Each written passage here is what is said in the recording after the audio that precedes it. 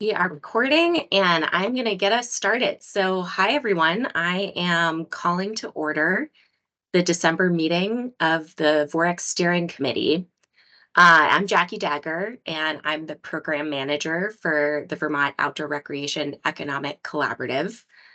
And I feel like this year has flown by, and I just wanted to start by asking if anyone else feels the same. We've been doing so much work from the grant program to flood recovery to Move Forward Together Vermont. I just feel like this year has flown by. So, welcome to December and the end of the year. I think we're going to have a great conversation today. Um, and I'm just going to post the agenda in the chat and run through it really quick. So give me a second.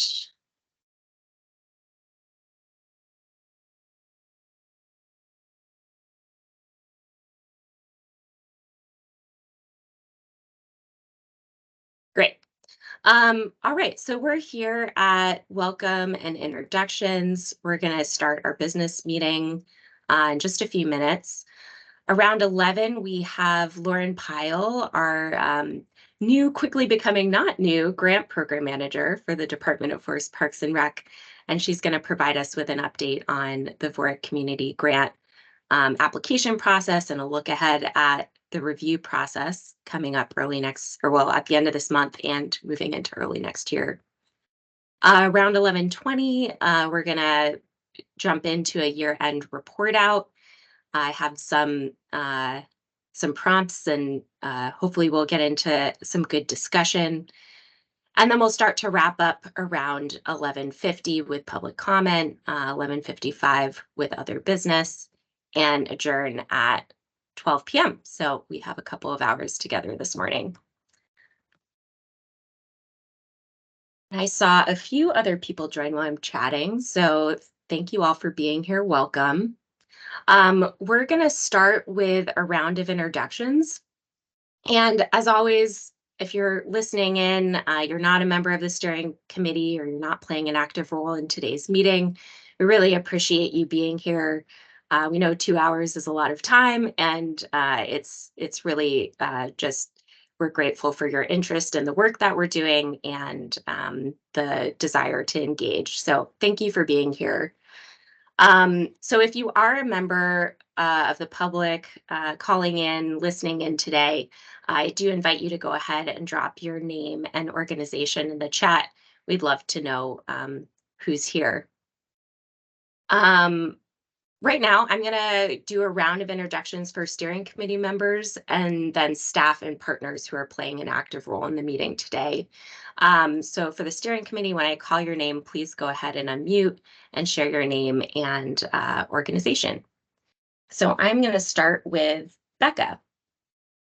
Thanks, Jackie. I'm Becca Washburn. I'm the Director of Lands Administration and Recreation and Forest Parks and Rec and the Chair of the VOREC Steering Committee. And I'm also taking notes today. So if I look like I'm answering emails, I'm not. I'm actually frantically capturing all of your great ideas. Thanks, Becca. Heather. Good morning, everybody. Heather Pelham. I'm the Commissioner of the Department of Tourism and Marketing and thrilled to be new in the role as Vice Chair for VOREC. So great to see everyone this morning. We're excited to have you, Heather. Mike. Good morning, everybody. Mike Davanis with Green Mountain Club. And Jean. Jean Gervais, Island Pond Chamber of Commerce. And Abby. Morning, everyone. Abby Long, the ED of Kingdom Trail Association. Shelby. Morning, everyone. Shelby Sims from Trust for Public Land. Hey, Drew. Drew Simmons, President of Pale Morning Media, Strategic Communications and PR. We work with companies and organizations in the outdoor sector. Okay. Sorry. Hi there, I'm Carrie Thomas with the Northern Forest Canoe Trail. And Fraser. Good morning, everyone. I am Fraser. I'm on the leadership team at the Orvis Company. Did I miss anyone on the steering committee who's joined a little late? If so, please go ahead and chime in. Great. So then I'm going to move on to staff and partners playing an active role in today's meeting. And Lauren, I'm going to start with you. Hello, I'm Lauren Pyle. I am the Outdoor Recreation Grants Manager with FPR. And Kelly. Hello, everyone. Kelly Alt, Executive Director of the Vermont Outdoor Business Alliance. Great. And then we have Commissioner of the Department of Forest Parks and Rec, Danny Fitzko, here with us this morning. We've been looking for an opportunity to have Danny join us and learn about the work that you all are doing and that we're doing with the VOREC program. So I just want to give Danny the floor and the opportunity to introduce herself. Thank you, Jackie. Good morning, everybody. As Jackie said, Danny Fitzko, Commissioner of FPR. I kind of can't believe that this is my first time actually joining a VOREC meeting, but that's the reality. And so I'm really pleased to be here, and I'm really eager and excited to get to hear what you're doing and learn more and to really be an active and engaged with you all going forward. I was wearing two hats up until a couple weeks ago. Now that I just took one off, I have a little bit more capacity, so I will be more active and really helping to move you all forward. So unfortunately, I have to leave at 11 today because I got a last minute budget meeting pop up, but know that I'm here and behind you all the way. Thanks, Danny. All right. So did I miss anyone who's playing an active role in today's meeting? I know we have some introductions during the business meeting in a little bit, but if I missed anyone, please let me know. Great. Okay, so with that, I'm going to move us along to our business meeting for today and just start by quickly sharing that the October meeting minutes are still in progress, working on pulling those notes together. So we don't have them for approval today, but the plan is to send them out ahead of our next meeting along with the minutes from this meeting. So look for that before our next meeting, which is anticipated probably for February of 2024. So today, we're also trying to keep, I'm going to try and keep us a little closer on time. There's 5 of us giving updates, so we're going to have about 10 minutes per person. We may go a little faster, but that's the goal. And I'm starting us off, so I'm really going to try and be a good example. So I have a few updates to share with you, and I want to thank everyone again who made it to the meeting in October, where Claire and I provided an overview of Move Forward Together Vermont, and we had a really great conversation about the structure of the VOREC pillars. And since that conversation, I've been thinking with Jennifer and RTCA about our next steps. And RTCA has helped us to bring on a consultant, Kearns and West, to help with the visioning and priorities process that we're going to be doing in early 2024. But we thought that is also extra capacity to help us dig into the structure of the VOREC pillars and to explore what we might want to change about those pillars, and also the structure of our program and what we want that to look like moving into activating the vision and priorities that are going to come out of Move Forward Together Vermont. So I wanted to give you all a heads up about that and just, invite any feedback on that idea from you, either, briefly right now, but also, as you're going about your work after this meeting, if you have questions, to reach out and email me. I did think that was a really great conversation, and we want to follow up on that. And I wanted to make sure you know that. So Claire Claire has also been working on bringing on the contractor for the SCORP part of Move Forward Together Vermont, the work on the surveys and data analysis. We're getting really close to having an executed contract, which is great. And we'll be diving into planning for those surveys, survey development, and then working on focus groups starting in January, February next year. Also wanted to let you all know that we're working on filling the open steering committee seats. I know I keep saying this, that, we're working on it, but, we are getting closer. I've been reviewing your feedback and nominations in partnership with Becca and Heather. Our next step is, once we identify some top people, to follow up with the Vermont Trails and Greenways Council and the Vermont Outdoor Business Alliance, so Kelly and Nick and Abby, and make sure that, we've got the right people, and then start setting those meetings to have conversations with people we want to bring into those open seats. If you haven't seen this already, VOBA and VTGC, as well as Ski Vermont, and more recently, VOREC, are working on Outdoor Recreation Day for, it's been scheduled at the State House for this upcoming legislative session, which is really exciting. And I'll let Abby or Kelly speak more about that. But I did want to give you all a heads up about that. February 16th has been set. So please mark your calendars. I'm sure it'll be a great opportunity to connect with legislators and highlight our outdoor economy work happening in the state of Vermont. The other thing I wanted to quickly note is that the Northern Forest 2024 Outdoor Recreation Symposium. So I've been keeping you all updated on this event happening in May of next year. The first invitations for that event went out this week, so you should have all received one. Hopefully you did, and if you didn't, please definitely follow up with me, because you should have received that. The Northern Forest Center has also created a website for that event, and I'm going to drop that in the chat so you have it as well.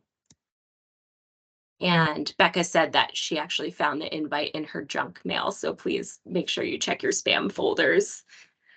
At this point, the planning group, so Kelly and I have been involved in the planning group, and we've been working on confirming the flow for the couple of days that we'll be together. And we're getting really close to being done outlining the workshops.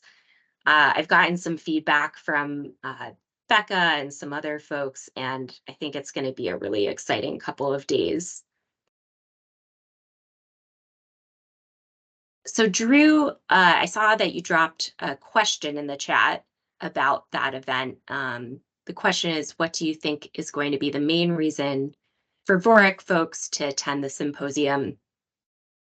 And so we've been trying to be very intentional about making this an opportunity to connect as the Northern Forest region. And what that looks like is, we're hoping that the state offices of outdoor recreation are bringing the vision, priorities setting, that work that we're doing. So it'll be a time to connect on that, highlight that for our partner states in New York, Maine, and New Hampshire, but then elevate that to, a conversation about our region. How is the Northern Forest as a region thinking about our priorities? How do we, what are we thinking about on that scale to make progress as a region on outdoor economy? And Shelby, I see your hand raised. Go ahead.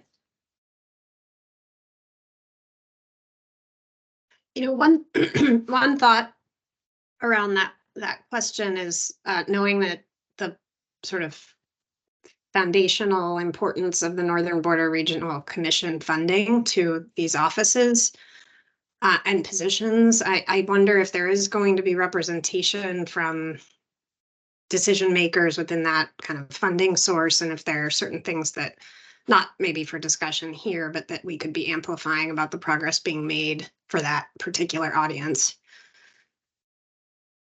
Definitely. Yeah, the Northern Borders Regional Commission is going to be involved. We're going to have some other folks from the national organizations like Outdoor Recreation Roundtable, Outdoor Industry Association involved. So that is the idea. Like, let's identify our priorities as a region so we can start to think about like what we can fund. And that is an outcome that we've been talking about as a planning committee. And Kelly, please obviously jump in here too, since you're involved in that planning. Any other questions? Okay, seeing none, I'm going to move on. So just a couple of last quick things. I'm getting ready to head to the New England Outdoor Economy meeting with Kelly. This is going to be in Shirley, Massachusetts on December 19th. It's a pretty small meeting. It's pretty casual. The purpose is to welcome Paul Jenig and the Massachusetts Office of Outdoor Recreation.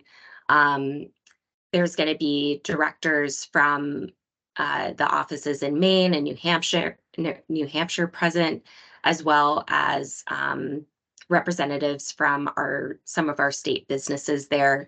So really an opportunity to get to know the Massachusetts Office of Outdoor Recreation and do some networking. I also wanted to just quickly note that the BEA, if you didn't already know this or in the loop, released their 2022 outdoor recreation numbers on November 17th. And we're going to talk about those more in a little bit, so I won't spend too much time on them now, but just wanted to give you a heads up that Kelly and I have been talking about a press release, and we're hoping that we can get that together pretty soon to push out. Great. Any questions before I move on to our sector updates? And I think I did an okay on time, 10 minutes. You're spot on, Jackie. Awesome. Great.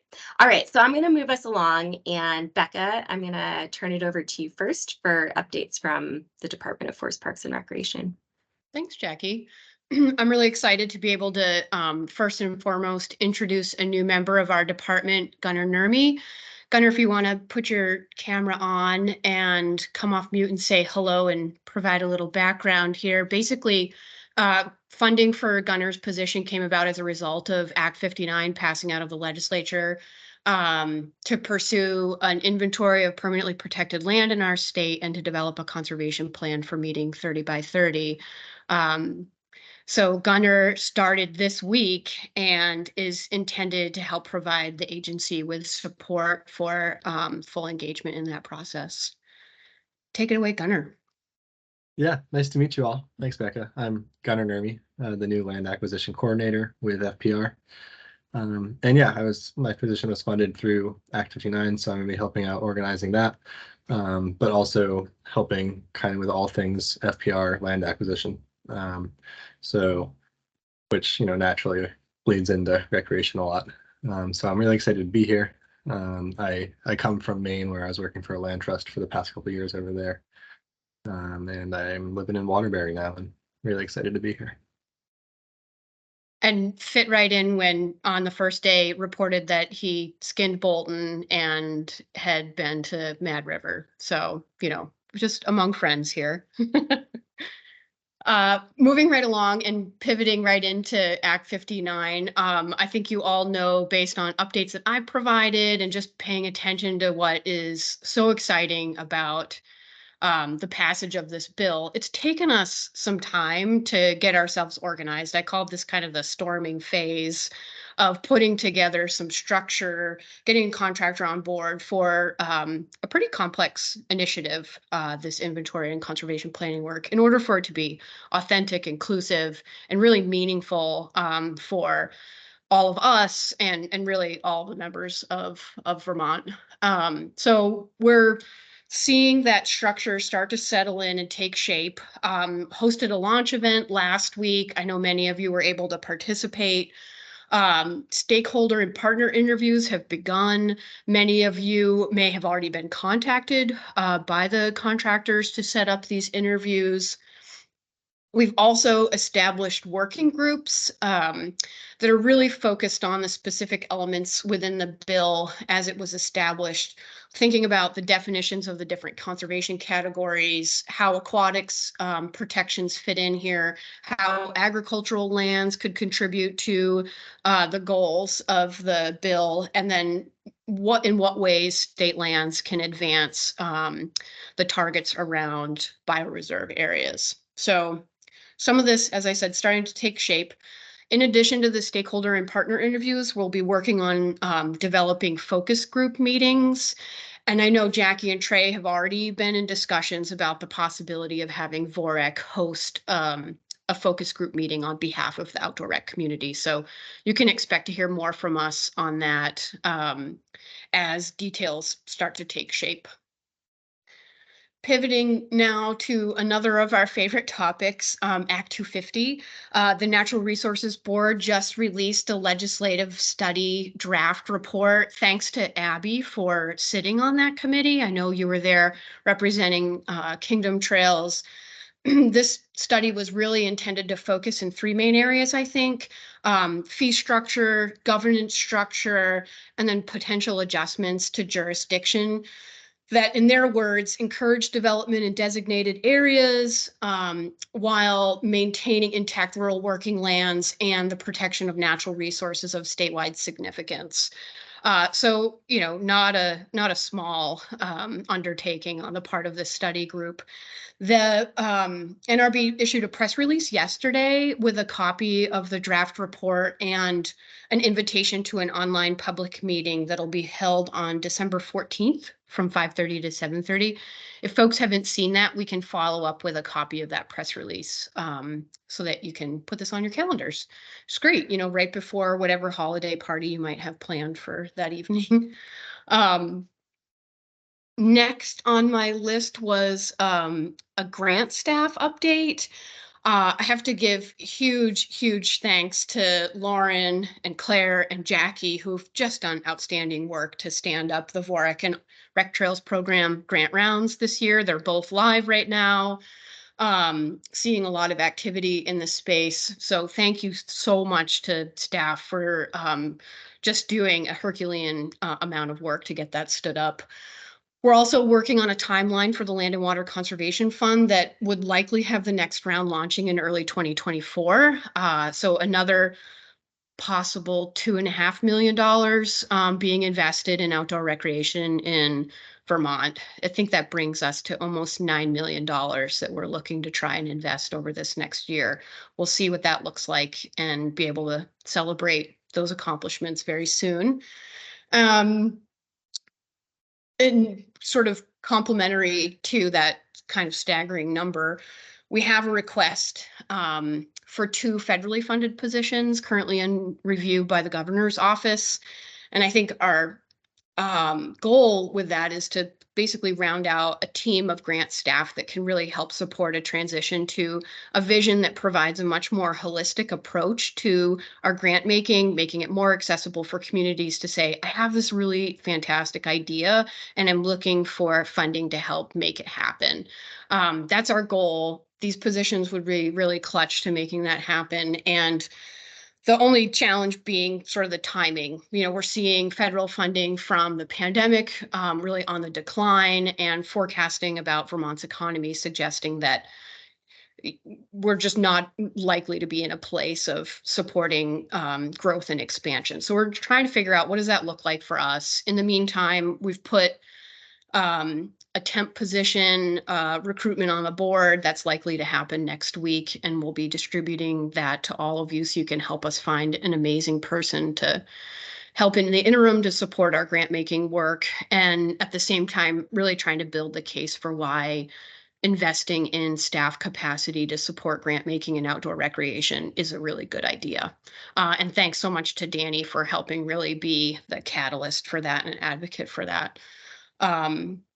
So that's it on the grant staff. And I think just to round out, as long as I have time, just a really quick update on sort of how the agency and in particular the department is looking at prepping for the legislative session. We have this really handy countdown that's, in the corner of the screen all the time, and it says there are 25 days left until the session starts. We had a retreat yesterday for FPR's management team to just dial in and what does it look like for us to engage proactively and positively during the legislative session. And part of that is because Danny worked to increase capacity for us in this space and hired Steve Gomez, who some of you may know if you've interacted with Fish and Wildlife in the past. He was their business manager for about 10 years and has just done an amazing job of thinking about what it means for us to be engaging more proactively. Examples including, helping support communications campaigns on important issues. He'll be monitoring testimony and tracking bills for us. So we're really excited about what that's going to mean as it relates to FPR showing up and VOREC showing up at the legislature with a really strong voice this year. And speaking of which, I don't know, Danny, if you have anything to add from your perspective on what that looks like. I know you've been doing a great job of building relationships with our key legislators. So I'll yield the floor to you if you have anything to add. No, you did a great job. Just looking forward to being more proactive, to helping to tell the story, to get out of communications, be more present there. I think when I came on last year as interim, was very reactive, and hopefully this year we can really work together to get in front as opposed to defending and really helping to tell a story. So much great stuff to celebrate. We're talking about doing tours at the end of the session over the summer, and hopefully we're doing that in collaboration with you all. Thanks, Danny. So unless anybody has any questions about the updates I provided, that's all that I had prepared. Great. I'm not seeing any, Becca. So Heather, I'm going to turn it over to you for updates from the Agency of Commerce and Community Development. Great. Thank you, Jackie. And good morning again, everybody. I guess I'll start where Becca left off, just really briefly on coming into the legislative session. As folks probably know, Agency of Commerce includes both economic development, housing, and tourism. So given our housing crisis, that is a huge priority for the agency right now, working with the governor's office as to what that package is going to look like. It's a lean budget year. If anyone hasn't heard that yet, it's a much different landscape than it has been for the last couple of years. So I would just caution folks to think in that mindset in terms of there's not a lot of money to go around when you hear about one-time initiatives and so forth. But we are working closely with the governor's office on what we can do to advance housing as well as workforce in the state. I can give you a brief update on BGAP. So that's Business Emergency Grant Assistance Program for folks that were impacted by the flood. These were grants, as everyone knows, for physical damages. The $20 million that was allotted for that program has now been fully committed. Over 600 businesses were assisted, and we hope to have that list of recipients posted. I don't know if it'll be today, but in the next couple of days. So that is coming up. And there's been a lot of interest about who received that money. The good that over 600 businesses were helped with that, but there is a gap. There are about 60 to 100 folks who we ran out of funding and were not able to help. And so that is my transition to mention to this group, if you haven't heard already, the governor is really trying to push the sale of the Vermont Strong license plates, especially in this giving season. The money raised goes to the BGAP program as well as to the Vermont Community Foundation. So, if you know businesses who either, were helped by that program or, might be left behind, a great way is to actually help push those license plate sales in any way you can. One thing that they've tried to make a little bit easier is if you know anybody who might be interested in acting as a financial agent to sell plates in bulk, So that could either be, a business who wants to give them to their employees, as a charitable something, or, if you as an association would be able to buy the plates and give to, retailers who could sell them in that kind of in a retail location. We were hoping to sell more plates that way in the past, but you have to buy the plates first because there was an administrative kerfuffle last time around. But if anybody's in a position where they might be willing to buy some plates in bulk that either then could be sold in a retail location or otherwise, if there was some corporate giving involved, please let me know, because again, that will go to help fund the Vermont Community Foundation and the BGAP program. Other two things I was going to mention quickly is that we are now switching Department of Tourism. I'm sure you guys have all heard we're having this eclipse thing that's going to happen April 8th. It's going to come whether we like it or not. It's a bit of a tricky moving subject because it's April, so it could rain, it could snow, it will be muddy. We don't know if we're going to have, 20,000 people who might show up, or 150,000 people who might show up in the state. As state agencies, we have been working together to figure out what it looks like to prepare for that. Tourism has been in the lead with that, with the Vermont Emergency Management kind of in the back end, to make sure that we are trying to think of any contingency so that all that work gets done in the background, and what visitors and residents see is just hopefully a good event that goes smoothly. So for this group, I would just say, we are not creating events and so forth, but we are trying to facilitate those conversations on the local level so that folks can think about, when it comes to public lands, where do you want people, where don't you want people? Think about that ahead of time. Jackie's been involved in these conversations, but like, what does it look like to give good advice for people coming from out of state in April who think they might want to do something outdoors? Are they really prepared for that? If communities are thinking they do want to host an event, just being really clear about what they can offer. So I'll just put some links in the chat. Tourism does have a landing page for the eclipse that we're trying to continue to add resources to, as well as if you know of events in your community that are being planned, if you could add them to our events calendar, that would be great. We're going to be working with Vermont Emergency Management on that to kind of heat map where all the events are taking place to help deploy resources on the day. So, I would love it if folks would really kind of take that to heart, that tourism is trying to be that convener of everything that's going on, even though it's not necessarily our event, so to speak. And I think that finally, I'll just say that we're about to tourism, it's campaign season again. So we have a $400,000 budget for our winter visitation campaign. That is focused on our, drive plus market, we call it, down into Virginia and so forth, and up through into Quebec, to encourage winter visitation. So that's what's going on with us. Thanks, Heather. Not to put you on the spot, but I think this group may also be interested. I know that the Department of Tourism is doing some work with Leave No Trace, and I wondered if you might share just a little bit about that. Sure.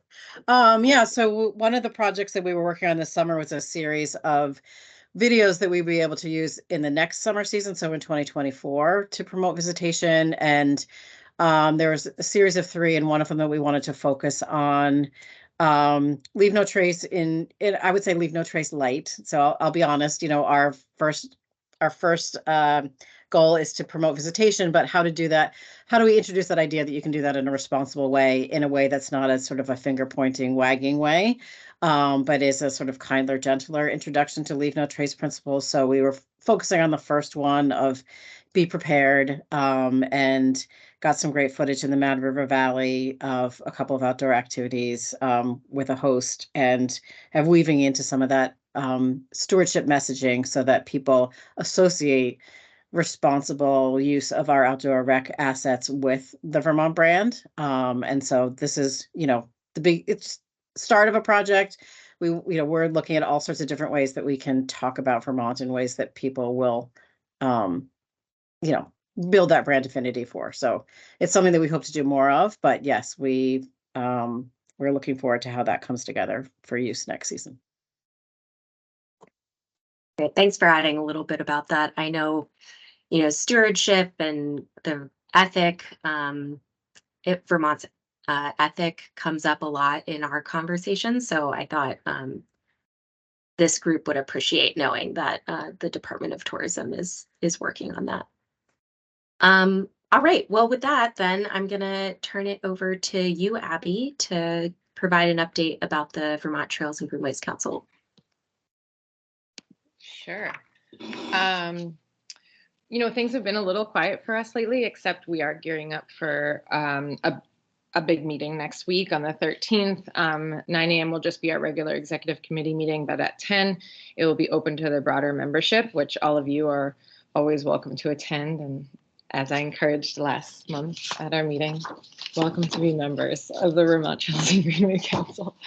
But of course, we'll just be doing, a year in review, sharing with our members. But like I said, gearing up, looking ahead, as Jackie, or actually as Becca mentioned, looking to the anticipated legislative session, which I can't believe you have a countdown. That would cause me anxiety every morning to watch that clock. But so things we'll be discussing are, of course, the ongoing commitment and cooperative agreement with Forest Parks and Rec, and participating in such things like the SCORP and RTP, and the 30 by 30 that you all have going on, which obviously I won't go into detail because Becca already did. Legislative session. We too will come in full force on February 16th for the Outdoor Rec Day in the House. And Abby, an event. Oh, go ahead. Just because I saw Molly drop this in the chat, she said that Outdoor Recreation Day is actually on February 15th, not the 16th. So just wanted to correct that. It's Thursday.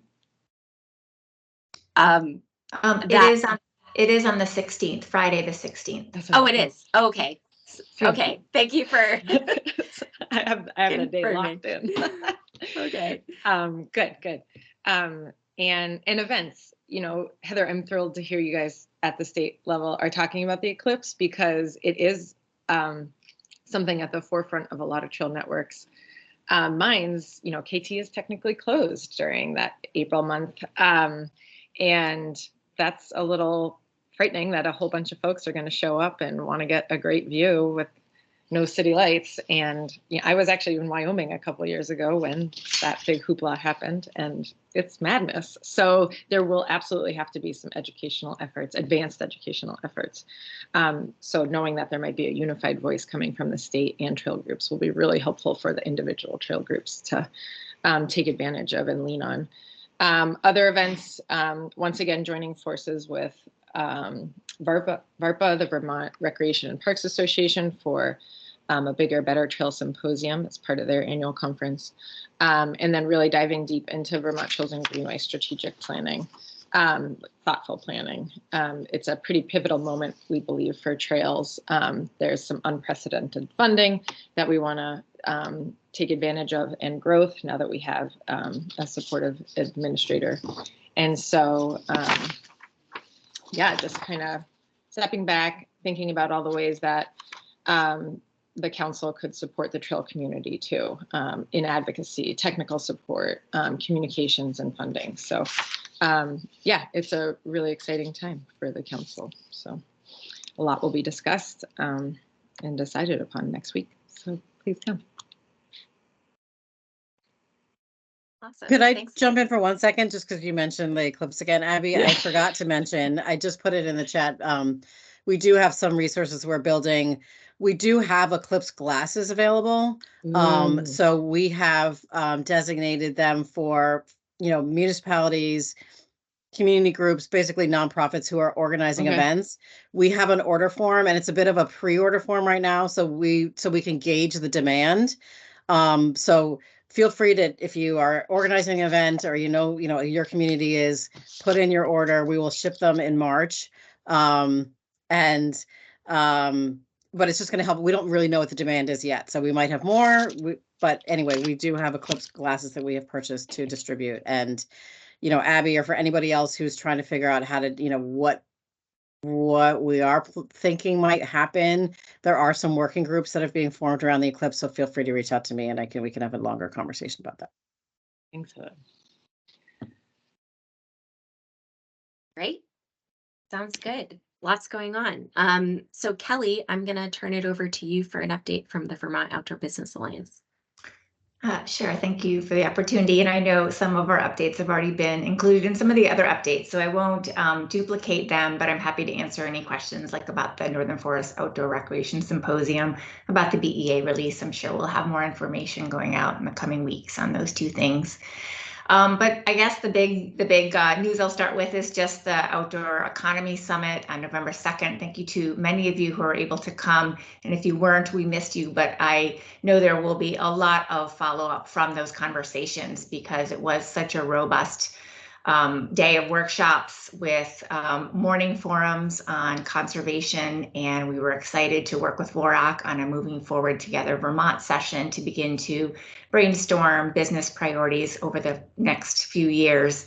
And then the main program was just full of conversations from workforce to marketing. And it was really exciting to have Governor Scott open with remarks and talk about the VOREC grant program and talk about some of the investments that have been made by the administration in the outdoor recreation space, whether that's infrastructure, our communities, or the economy.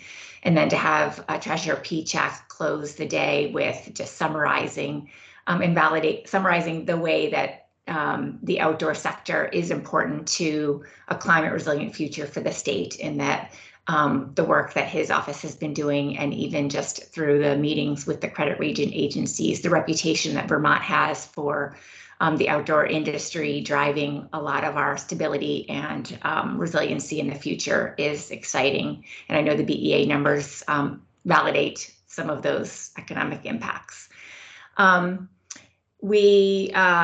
I will say that the recordings to many of the sessions, especially those that were in the reef room, the main room, we do have those recordings available, and I'll go ahead and put the link in the chat afterwards.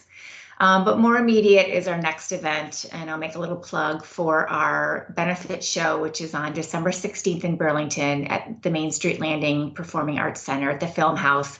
We are doing a partnership with Vermont-raised photographer Ming Poon to do a slideshow of his visit to the Arctic National Wildlife Refuge with a Vermont researcher and a group of students. And he's going to bring some of those stories and some of those images about the tribes up there and their work in advocating for climate change. He spent time with several tribal elders, and it's just a great story about climate change and reinforces some of the work happening here in Vermont on climate action. And then the other theme that integrates into the event is outdoor equity, as Ming, as a BIPOC outdoor professional raised in Vermont, being able to access outdoor recreation and snowboarding at an early age, which really set him on a career path as a professional. And so we have several beneficiaries from the fundraising aspects of the event that will be able to support their outdoor programming. And that includes Powered Magazine with their 4-season outdoor events that they are planning for 2024, and also the Ski and Ride program by the Association of Africans Living in Vermont. And they do plan to get 80 refugees, new Americans, and BIPOC youth out on the slopes this winter. So that event will just be a great way to elevate some of the work happening in Vermont around climate resiliency and outdoor equity, and also just enjoy stories from another place that feel very relevant to what we're experiencing here in the state. I will say that just on the outdoor equity front, it's exciting that we have some applicants from the outdoor sector applying to the outdoor equity track. And so VOBA has been working with them on supporting their application, and as they get that in the next week. So we're glad to see that track is in the round this time, and looking forward to seeing those projects come to fruition.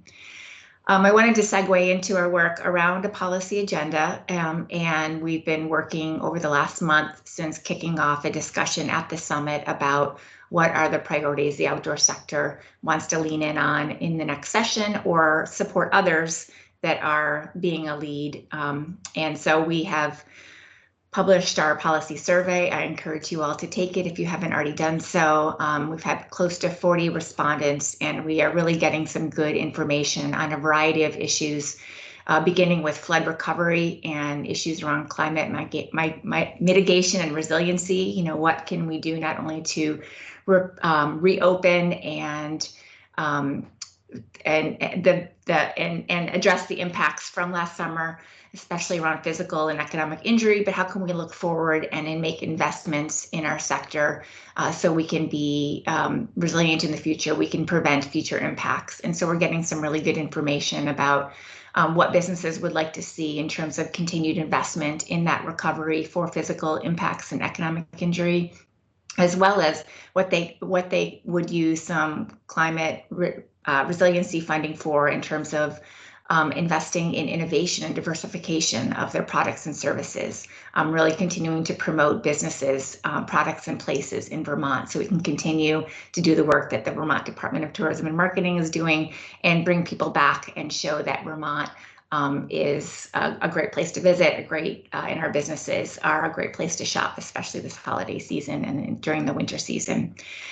Some of the other issues in our survey: workforce development. We continue to hear about affordable housing to support attracting and retaining employees. And then, of course, that continued investment in professional development and education pathways, not just for our technical occupations like we're doing in the VOREC grant program, but also in business innovation, entrepreneurship, product innovation, especially as a lot of the industry moves on their sustainability initiatives.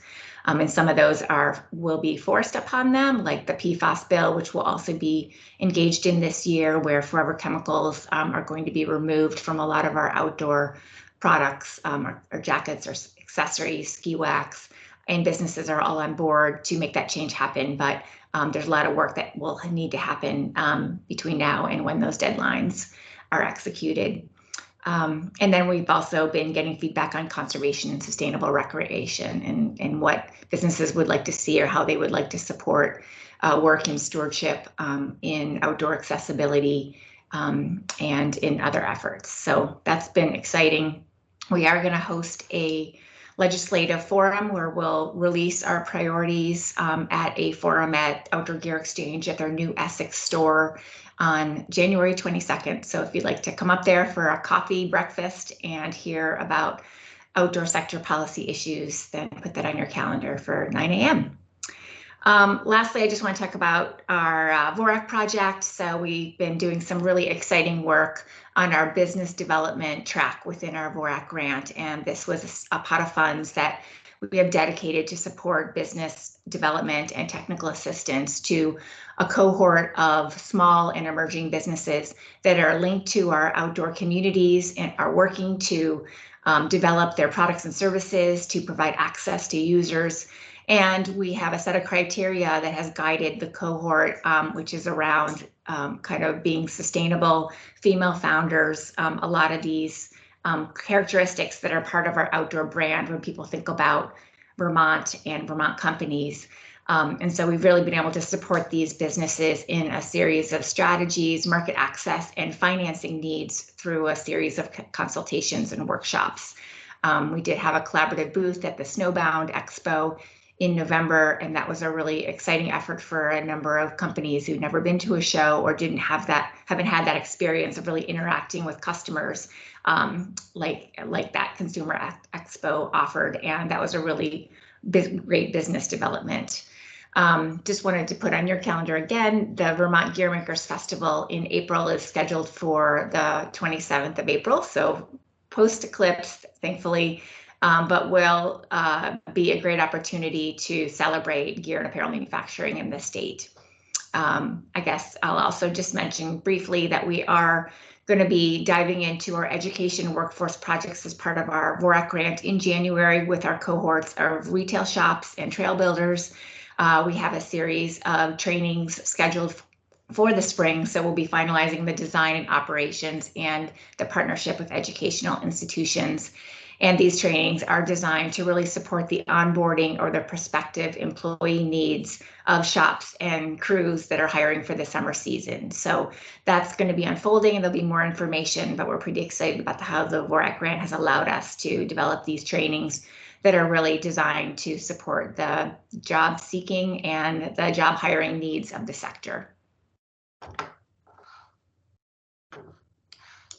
Thank you, Kelly. So much great work happening. So we did great on time. Thank you everyone for sticking to 10 minutes or less. Round of applause. Now we get to move on to more of the meaty parts of our agenda, which I'm also very excited about. And it was incredible to hear all those updates as well. I think it just, again, reflects how much work has happened this year, truly. But I'm going to turn it over now to Lauren to share with us an update on the VOREC Community Grant Program that's live right now. And yeah, Lauren, I'll turn it over to you. Thanks, Jackie. I'll pull up my slides here so we can see that. I've just got a couple of images to share with you all as we have this conversation. So the VOREC community grants, if it's been a little while since you've thought about them, we are right now in the midst of the application phases. For those of you who are submitting a proposal or partnering on a proposal, you know this, right? Applications are due next Friday. So that is Friday, December 15th. We already have a small handful of applications in, and we've performed our first, a new feature that we've offered this year is a completeness check for some of our early submissions, where our staff have reviewed the applications that are submitted, and all we are doing is just making sure that the materials that are required for that project are available in the database so that the applications are complete. And we've been reaching out to applicants where that's not the case. So we did the first one of those this past week. We had 4 applications as of Wednesday last week, but we've been talking and fielding a lot of questions. We'll have another completeness check this upcoming Wednesday before the final deadline on the 15th. And then after the 15th, we have about 2.5 months for this program that is dedicated to the grant review and selection process. That'll be where both internally, we're preparing packets. I'll be going over the review process later, going through scoring and ranking, making determinations and selections. And then come March through the end of May, we'll be developing grant agreements. And then as soon as those grant agreements are signed and ready, that's when our grantees can get to work. And they'll have about 1.5 years to implement this. And just as a quick refresher, we do have 4 tracks for the VOREC Community Grant Program this year. We have the implementation track for those like shovel ready or program ready to go pieces. The project development track for planning and the projects that need a little bit more prior preparation before they're in that implementation ready phase. We have the outdoor equity track and the flood recovery tracks, which are both new and have no minimums associated with them. And so just wanted to share you with that quick highlight some of the things we've been hearing so far. The first is that there is a lot of interest in the VOREC community grant programs. Absolutely a ton. I'm currently fielding in the neighborhood of 15 to 20 inquiries per day with this. Jackie, go ahead. I didn't want to interrupt your flow, but I did think that this group would also be really excited to hear about the open office hours that you and Claire have been running. Just in addition to those checks that Claire and Lauren are doing, they've been holding a series of open office hours, which I know some of you have participated in, but those are intended to better support applicants to the grant program as they're thinking through their projects, looking at the full application. And we really felt in reflecting on the last grant program for fiscal year 22 that we wanted to provide that additional support for this grant round, especially knowing that we weren't doing a letter of interest phase, to make sure folks had access to FPR for any questions they might have coming up. So thanks, Lauren. Thanks, Jackie. Yeah, but that's a lot of interest piece, right? Like we had, thanks Jackie for sharing that, because we've been having a lot of interest. We're fielding a lot of emails, a lot of questions, a lot of support. And so we've been providing and responding to this interest in 2 ways. One is by email. And so as I mentioned, we've got a lot of questions coming in. We're actively monitoring our inbox, trying to get back to folks as quickly as possible. And something I thought the steering committee would be really interested to know is that particularly we've received a lot of interest around the outdoor equity track, which is new this year. And it is the only track in which businesses are eligible. And so the questions that we're getting are not just from businesses, it's from municipalities, nonprofits, other entities as well. But it's been there's been a lot of interest in it. We actually are suspecting that we're going to get a lot of applications within that. And so now I'll skip down to my last bullet point, because with that interest, people have been really appreciating the increased communication that we've been able to do with having increased staff capacity on the FPR team. So Jackie mentioned the open office hours. We were able to do a series of 4 of those throughout October and December, and just about all of them were well attended. I think the smallest one had, it was about 12 people on it. The greatest ones had close to 30. And that's in addition to an informational webinar. And so we've gotten a lot of great positive feedback about that, because as much as we might like to meet with every candidate one-to-one, I get a lot of emails that are an introductory piece of like, we have a great idea. Can I get on a call with you? And the answer is unfortunately no right now, because I don't have capacity to do that with everybody. Neither does Claire. We can't. And so we've been using these open office hours as the way to say, if you want to talk about it, come to this designated time. We'll chat through as much as we can live. And then follow up anything else via email as best we can. And then we're doing one-to-one meets for anything that we can't resolve just through those email follow-ups. But there's been a lot of interest with it and a lot of appreciation that we've heard for that opportunity. We also have a new listserv. If you're not on it already, I'm going to drop the link in the chat. And I encourage you to subscribe if you're not on it already. This is going to be the one-stop email place to hear about all updates related to outdoor recreation grants in Vermont. This is when, as soon as we had the Recreational Trails Program grant open, this is where we send the announcement. Before our open office hours or our webinars, we tend to send reminders there. There'll be a reminder going out next week that the grant application is due by 11:59 on Friday, December 15th for the VOREC community grants. So it's a great way to stay in touch and stay connected. Lauren, But is kind that of going, oh, go ahead. Sorry to interrupt you again. That's 11:59 p.m. Yes. Right. Okay. Yes, 11:59 p.m., the end of the day, just before midnight. So Friday is the day that it'll be there. And thinking about other things that we're hearing, there's a lot of interest, and there's a lot of varied interest that we're hearing. We have had everything, like we have applications submitted that are for $5,000 or less, particularly through the flood recovery track. I've also been hearing of applications that are in excess of $400,000 from some proposals. So we have this huge range of interest and a lot of different project types, everything from land acquisition to, marketing, like this huge community-wide marketing and development ideas where they're going to build infrastructure and then help promote it. We've had projects around, just simple repair out of the flood recovery, repair and then build it better. We've had information around, how can we go and get our wetlands permits? Because we have this really great construction project, and that's a huge piece for us. Like, how do we go through that permitting and planning process to really get to an executed design? And so it's this huge range of projects that we're getting, and some of them are really big. It's really phenomenal, and big is relative. So I mentioned we have dollars that are big. We also have ones where we've been talking to applicants where they've gotten together, 10 different nonprofits and businesses in a single community that are all coming together on a single proposal. They're really uniting the community that way. And then we have other ones that are big in terms of capacity building for up and coming organizations. We've had organizations that are all volunteer who are looking at this grant to make the leap to hiring their very first ever staff.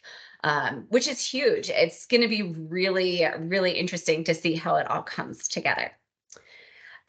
And we've been getting a lot of questions, things that we're like, that is really great. we should put that together. We should answer that for everybody. And so if you haven't checked out, if you're curious to know the kinds of questions we've been fielding, we've been updating the FAQ document regularly throughout this process. And so I've just dropped the link in the chat to that so you can see that as well. And so those are some of the things that we've been hearing. Wanted to take a moment here and pause and have this like opportunity for you to share advice of like, what are you hearing about this grant program? You know, what are things that you've heard through partners or community members or in conversations that you've heard?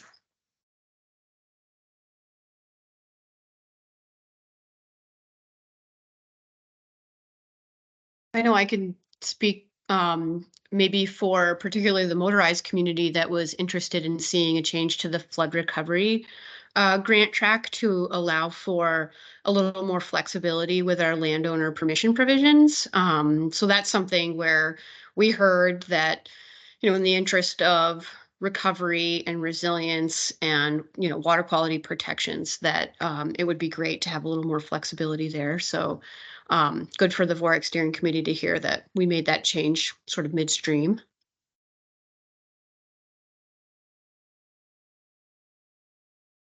For the folks on the steering committee, have you been hearing anything that you think that your peers on the steering committee should know about this grant program? Lauren, I might just also add some context for folks, and just because we made quite a few, if you'll remember back to earlier this year, we brought together a work group to think about, you know, feedback we got from fiscal year 22, how we might want to restructure the grant program to respond to a lot of that feedback we got around, and some of our observations as well around the need for project development, around the need to fund projects focused on outdoor equity in a different way than we had been. And so I think what we're asking about, what are you hearing? Like, it's also like, you know, what are you hearing about the, you know, are you hearing anything about the restructure, this sort of track approach that we've taken? I think as we move through the grant application process, we're going to want to be paying attention to those things. Like, are tracks working? Are there challenges people are still facing? Is this, yeah. So I think that's what we're looking for, any feedback that you're hearing. And Carrie, I see you have your hand up.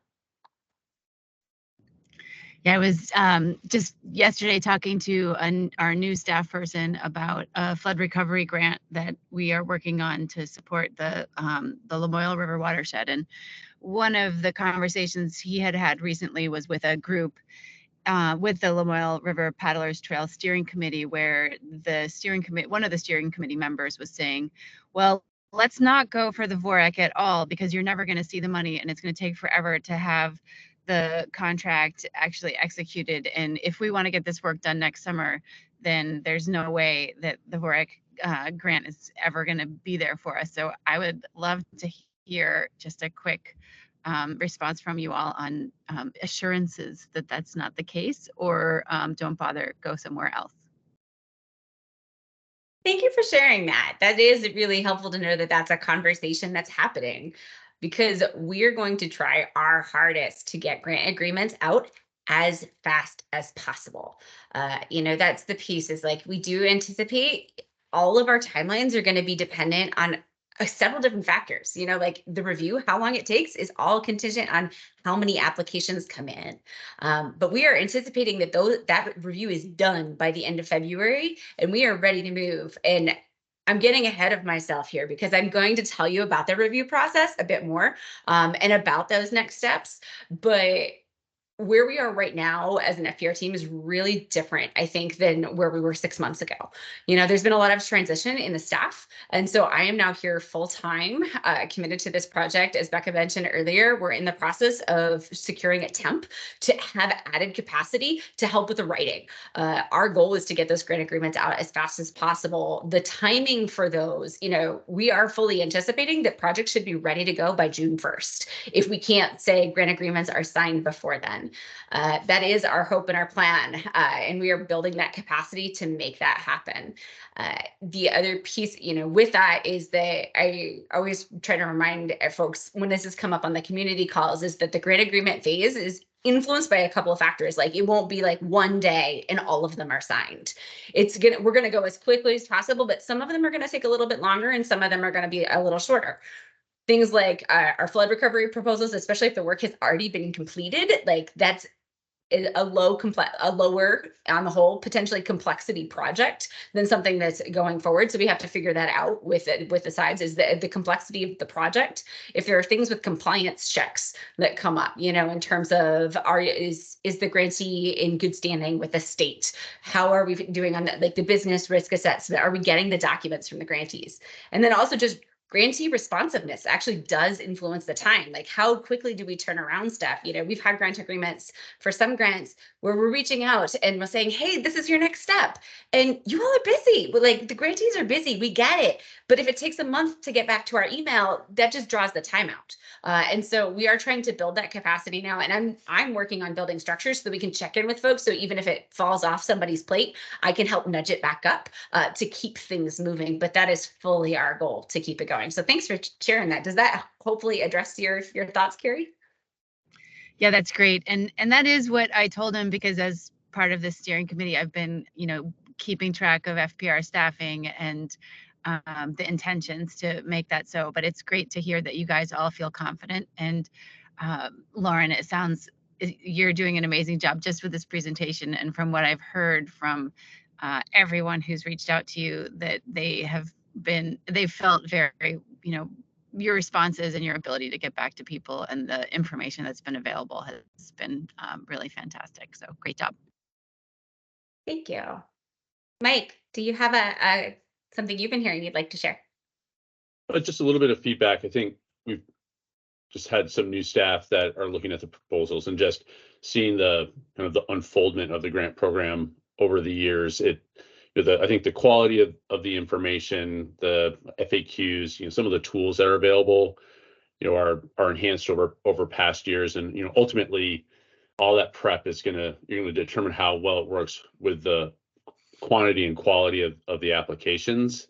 But from our staff that are looking at it, that are kind of new to GMC, I think they've appreciated the quality of information, access to information, and efficiency. So I think you're doing as well as can be expected, and I think the tools are really good, and hopefully it'll result in high quantity and high quality of proposals. And then kind of the bargain that we've always had with these grants is that even if someone doesn't find a place within VOREC, there's still value in that project development, and there's still opportunities to get that work done somewhere else.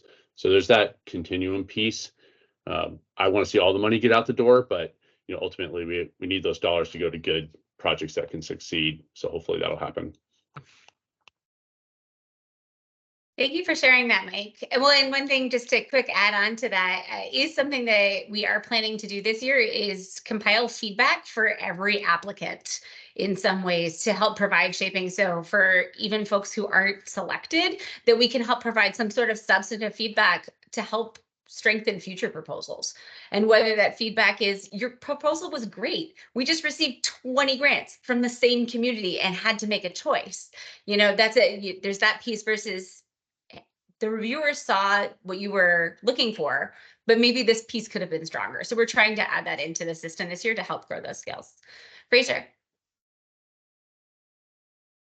I was just going to share that, I come in contact and hear things when I'm actually having a readout at a VOREC meeting, when we go to locations, or I visit one on my own. And mostly what I come in contact with is really positive, and the feedback that I get is really, really positive. Of course, we're funding communities to build outdoor recreation and resources for outdoor recreation, so that that's a very positive message. But I think I have 2 points, and I think we've talked about these all before, so they're not new points, but I think they're really critical. One is these communities and these people are so devoted and committed, and they are our best storytellers.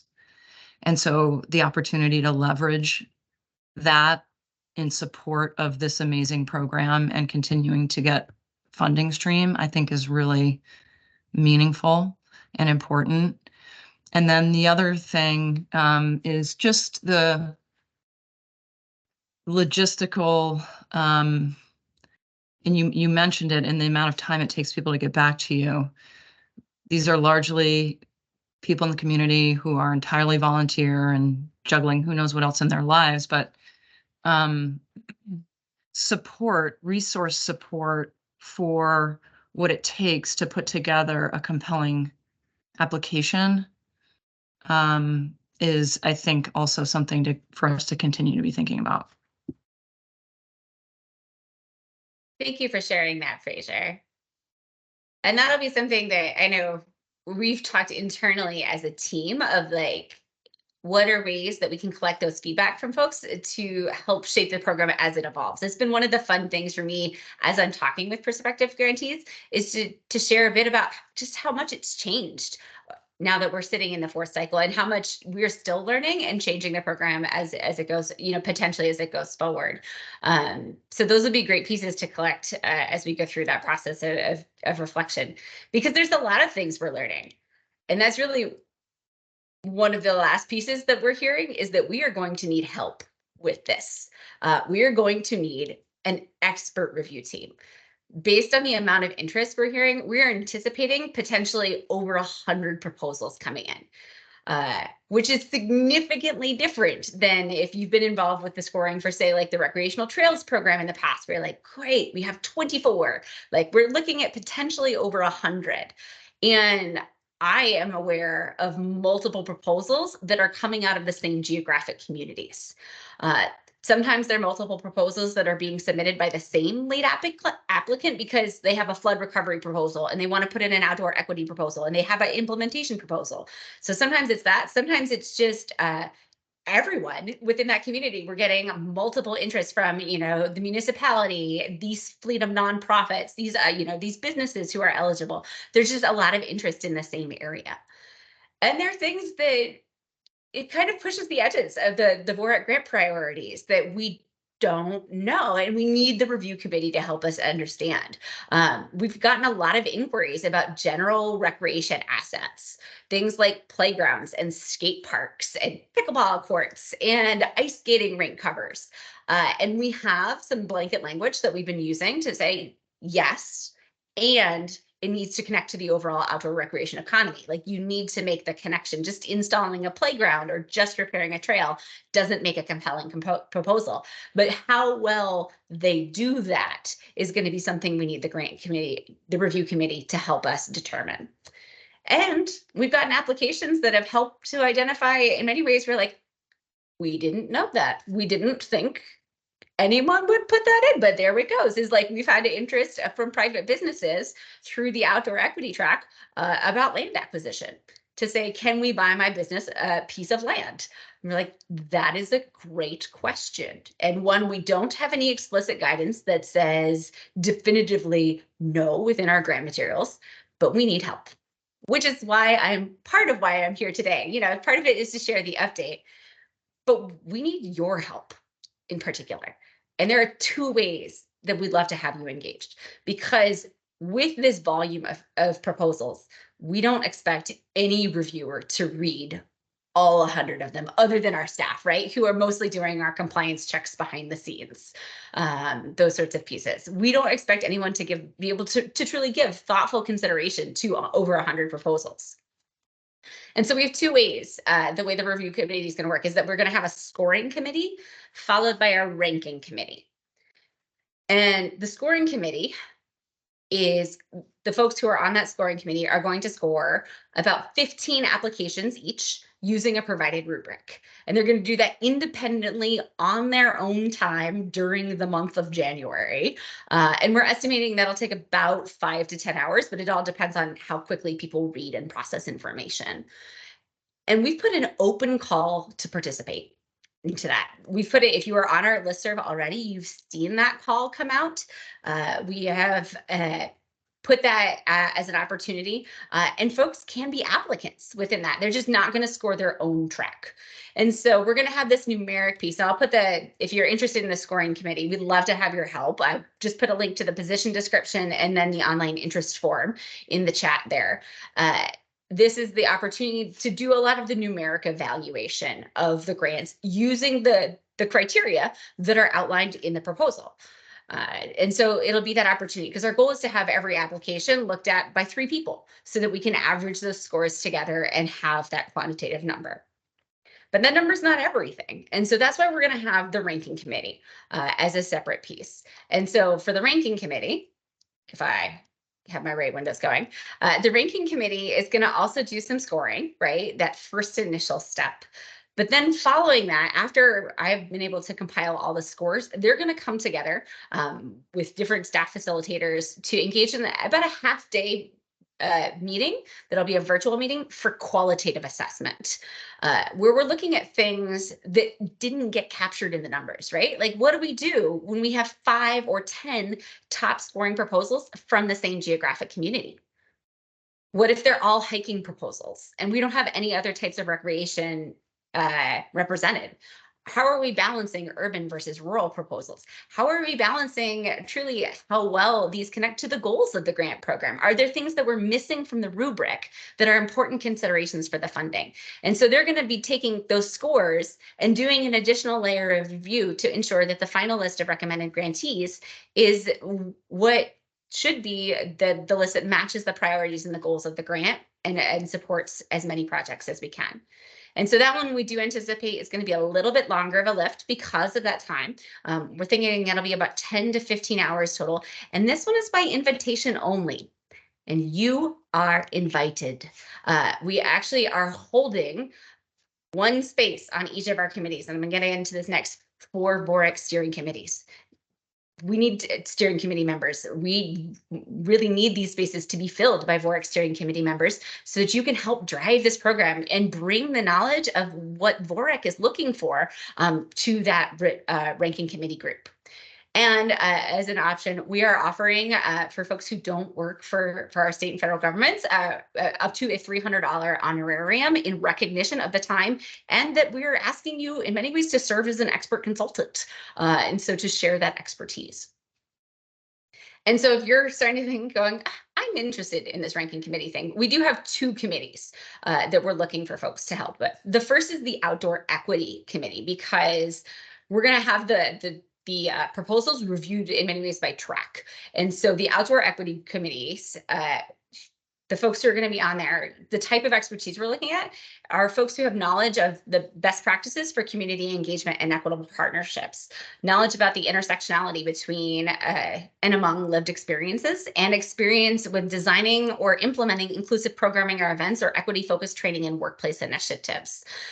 People who can speak to that, have that understanding and that knowledge of maybe things that not everybody knows, right? And so just to give you an example from a programming side, like my background is in education. And so I have done 30-minute field trip programs for 2nd graders where you do, like, I can do 250 kids in a day, back to back to back 30-minute programs. There's also the entirely different experience to say, we're going to work with 25 kids and we're going to work with them over the course of a month, an hour a week, and they're going to have a much deeper experience. And so do we go for breadth or do we go for depth? Like, these are some of the expertise that we need to have. Like, what is reasonable? If somebody is proposing to bring in an equity consultant to work with their business or their organization, what would be a great best practice? Is what they're proposing actually going to move the needle, or does this feel like something that doesn't quite align with the grant as much? And so there's the outdoor equity track. We'll want 1 VOREC steering committee member to serve on that committee. And then we're lumping together project development and implementation together because we see those as having a lot of overlapping expertise. Again, we want to have that knowledge, best practices for community engagement and equitable partnerships, but we also would love to have some expertise with construction and design. We want to see some expertise related to the understanding of equity in larger contexts, right? Because the equity and inclusion is a priority across all of our grant tracks. But even if it's not a leading piece, how do we say yes and to say you want to do project development and you're focusing on that? And how do we evaluate those different pieces? And so we need your expertise. And so if you are interested in serving in this role, please let Jackie know. As a VOREC steering committee member. So she's going to be helping to identify the folks for this. And if there are multiple folks, even better. That would be great. We'd love to have that conversation. And so please engage in this process. Please help shape this grant and to do those final pieces, because you've done so much so far. And really the final product, we really need your voice.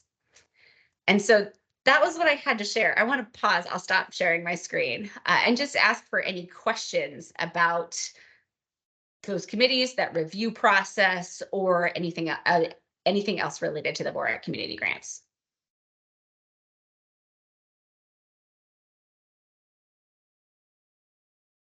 I'll just add, thank you, Lauren. And I will, I'm planning to follow up from this meeting with an email. So I'll make sure to include some of the information that Lauren shared and ways to get in touch to let us know about your interest. Just want to echo Jackie's thanks, Lauren. That was a great presentation and really exciting to see all of the really significant changes that you're making to make this more accessible and the process simple but with integrity. I think that's a really good balance and one that can be hard to strike with something as big as this. Appreciate it.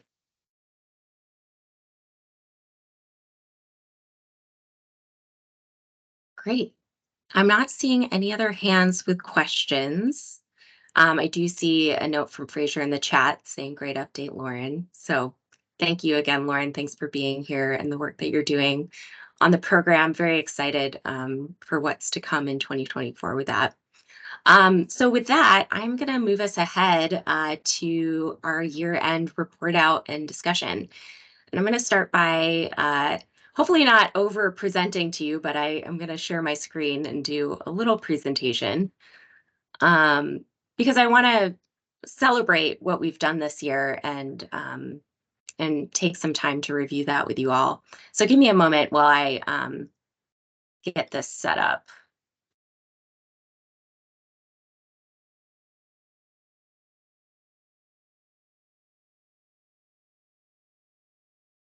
All right. And I can't see you all, but can you see my slide on the screen? It should say 2023 year in review. Yes. Yes. Great, perfect.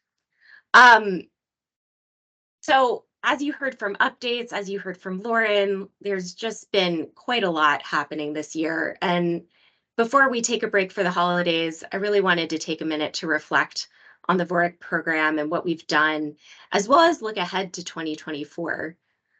So what I'm going to do is first take a small step back to 2022 and look at the BEA data that came out on November 17th, share some of that news with you, because if you haven't looked at it already, they're very positive. The numbers are very positive for the state of Vermont. So I want to celebrate and highlight that. Then I'm going to take us back throughout the year just to quickly highlight some things that we've done and hopefully pause before we do a 2024 look ahead, because I want to have a quick discussion about the work that we've done.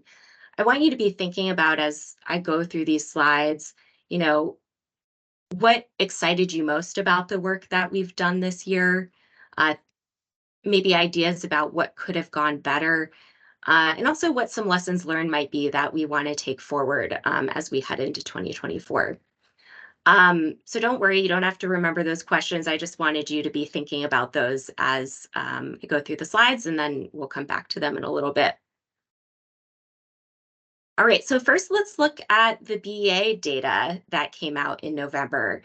And this graph on the screen right now is the outdoor recreation contribution to GDP year over year from when the BEA started tracking outdoor recreation data.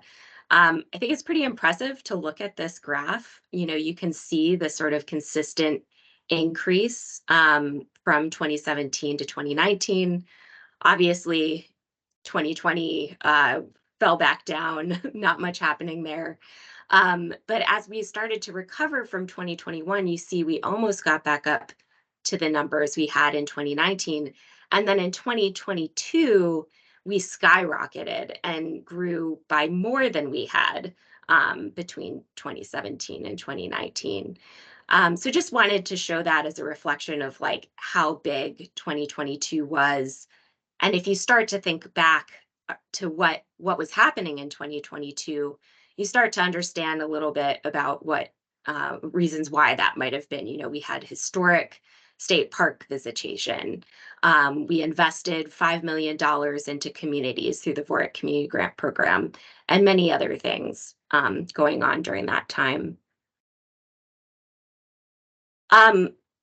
So digging into the BEA data from 2022, the headline for 2022 is really outdoor recreation made up 4.6% of Vermont's economy, making Vermont the second state in the country in value outdoor recreation adds to state economy. That was a 0.5% growth, but jumped us ahead of Montana, who was second in 2021. And we're just behind by quite a. Hawaii has 5.6% of their GDP from outdoor recreation, but we're making up that second spot, which is pretty great.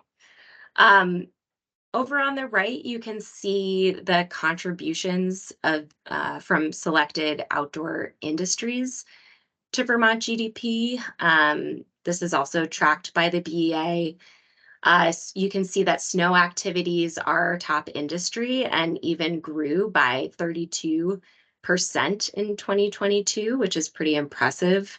And RVing notably jumped to the second highest industry in our state, growing by 9%. I think it's notable because in 2021, RVing was actually behind hunting, shooting, and trapping, as well as boating and fishing. So that makes our top 4 industries: snow activities, RVing, boating, fishing, top 5, hunting, shooting, and trapping, and then climbing, hiking, and tent camping. Over on the left, 15,000 people worked in Vermont's outdoor recreation industry in 2022. That was 4.8% of all employees in the state, and a growth of 1,700 jobs, which was a 12% growth rate. Manufacturing gear equipment contributed $106 million to our outdoor industry, and retail contributed nearly $397 million. One last point that I wanted to share, but I couldn't fit on this slide because there was so much great information to begin with. I thought it was really interesting to see that in terms of contribution to the national economy, which was actually $1 trillion, that's a huge number. Vermont contributed the 45th, it was the 45th biggest contribution. So not very high in terms of contribution to the national economy, but we did have the 7th highest growth rate between 2021 and 2022. The reason I think that's interesting is, you also think about how many people moved to the state of Vermont in 2022. And that number I've heard is 3,000 people. And then you think about why people moved to the state of Vermont. And many people say, and we've been able to track that to some extent through Think Vermont, that they moved to our state because of the outdoor recreation opportunities. And I've also heard that recently from businesses moving to our state as well, that, really like given the choice between Vermont and, cities like Boston, like they might choose a city like Burlington because of the outdoor recreation opportunities there. So pretty big numbers. Before moving on, I just want to pause and see if anyone has thoughts, anything to add related to BEA data. Drew. Yeah, thanks. I mean, the BEA data is fantastic. I think we all agree it's such a great tool. I do think it's a little misleading to say that these activities are the biggest without considering participation or the local economic impact of these things. I mean, take for instance RVing. You know, one RV sold is a lot of hiking boots. You know, but it only benefits one person, and that RV sale largely goes out of state, even though it's spent within the state of Vermont. So I just think there should, you know, we just need to look at this data with a little bit of nuance. You know, the hunting, trapping, shooting number is massively inflated just by ammunition from target shooting. I mean, it's really no longer a hunting number. It's really a personal firearms number when you consider it. So, you know, I think it's great, and I think these numbers are valuable and something we should keep an eye on. But, you know, I think we need to always recognize that these are very top-down numbers, and we're sort of continuing to sort of have to fill in the ground level stuff with anecdotes and personal observations. And, you know, hopefully down the road we'll have local data that comes out at the same time as the BEA data, so we can kind of pair these things together. Yeah, thanks, Drew, for recognizing that. And I think, you know, they are flawed, the BEA data. They're not reflective of our local experience. I think the value of the numbers is over time. You know, we get to track things in a relatively similar way over time for our state as well as in comparison to other states, but definitely recognize that there are some gaps here at the local level. Sure. I mean, I wouldn't say the BEA numbers are flawed. I mean, they're legit numbers, right? I just think that, you know, when I look at the, you know, if you look at these very quickly and say you're a policy maker at the state level deciding where to invest state funds, you're going to look at RVing and be like, wow, that grew a lot. That's a huge number. Let's invest in that without considering some of the nuances there, you know, and I just, you know, as we share this information with the public, I think it's always good not to say the BEA numbers are flawed. They're certainly airtight. It's just, you know, numbers can tell you a lot, you know, but they can also leave a lot of things out. And, you know, one of my sort of big talking points on this is we still haven't cracked the code on how to connect this to public health.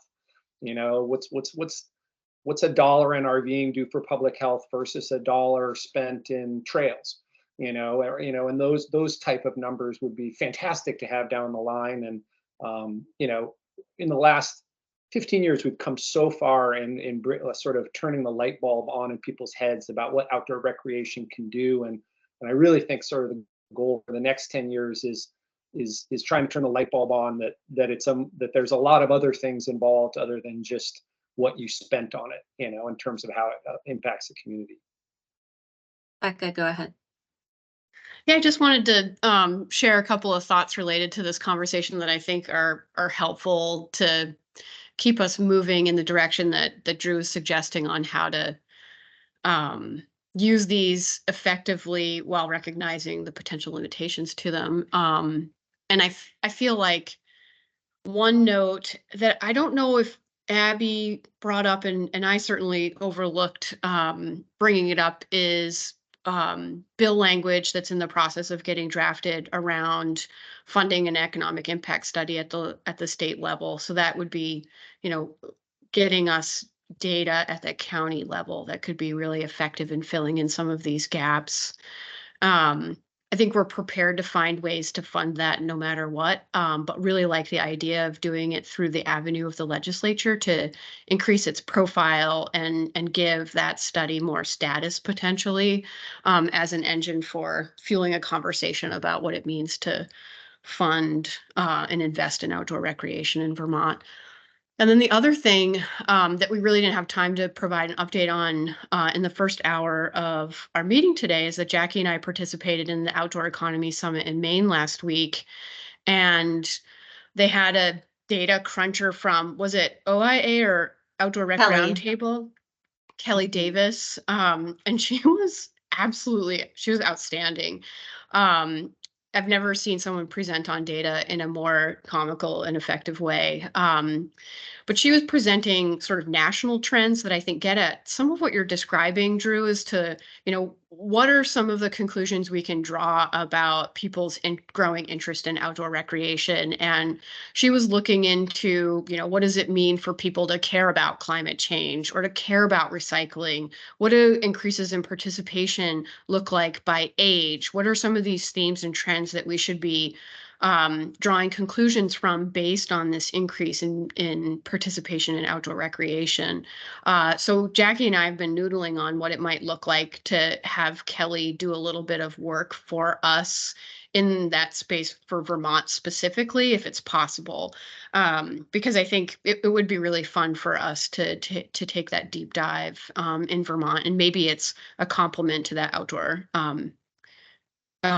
economic study that we look to fund following up the legislative session. So just two pieces that I wanted to add that we didn't have a chance to talk about earlier. Thanks, Becca. Great. So I'm going to move us along. If you are holding on to any thoughts, we will get to a little discussion here shortly. So feel free to bring those thoughts there as well. Okay, great. So now I want to quickly just do a review of this year. And please know these are things that stood out to me. There's a lot more work that we've done that I can think of, but for the purpose of not wanting to overwhelm you with a long list of activities and accomplishments, I didn't include everything here. But I've broken it out into a couple of different areas of our work. And the first is our legislative activity. And so if you can remember all the way back to January of this year, a couple of notable things, including Tourism Day at the State House, which included outdoor recreation as a key sector. It's really exciting to be there and have outdoor recreation represented during that day. We also provided testimony to the House Committee on Agriculture, Food Resilience, and Forestry, where a lot of these conversations and proposals for bills having to do with outdoor recreation are happening. So it was great to be able to talk to those legislators. And then we've heard about, Vermont's 30 by 30 bill. I also just wanted to recognize the passage of S100, the Housing Opportunities for Everyone, which also has is important for our outdoor recreation spaces with hopefully creating more affordable housing opportunities. VOREC support for that, we compiled weekly legislative updates that went out to VOREC steering committee members to keep you updated on what was happening. We also supported communication between our outdoor recreation economy partners through weekly check-in emails later on in the session. Like I said, we testified to key legislators. We also coordinated with leadership within FPR and ACCD to build awareness about outdoor economy policy opportunities and create key outdoor recreation information, including talking points that were used during Tourism Day. This year, we also, again, put a lot of work into outdoor recreation community support. Like you heard from Lauren, we've been working on launching the 2023 grant program, but I think it's also notable to recognize all of the great work that outdoor recreation communities have done this year. And I just noted some of the ribbon cuttings and news pieces that we've tracked over this past year, including the Killington ribbon cutting on the Sherburner Trail system, which Fraser, I know you were able to attend in June. The ribbon cutting in the town of Derby on their newly restored community fishing pond. The city of Burlington, the Lake Champlain Community Sailing Center ran a sailing program this past summer for children who identify as BIPOC. As well as Ludlow, they finished their skate park and opened it unfortunately was impacted by the severe flooding, and then were able to restore it relatively quickly and reopen in early October. At Bellows Falls was a fiscal year 20 grant recipient, and they have been promoting their Walk the Rock promotion. I included a link here, which you'll be able to click when you get the slides, but really exciting work there, as well as the town of Marshfield, unrelated to VOREC community grants, but I think it's important to recognize there's other work happening in this space with the Recreation Economy for Rural Communities program. And they were able to support the town of Marshfield this year to develop an outdoor recreation economy plan. You see below some ways that VOREC supported this work. We've already talked a lot about the grants, the work we've done on restructuring that, the current program, and we also participated in that work process for Marshfield.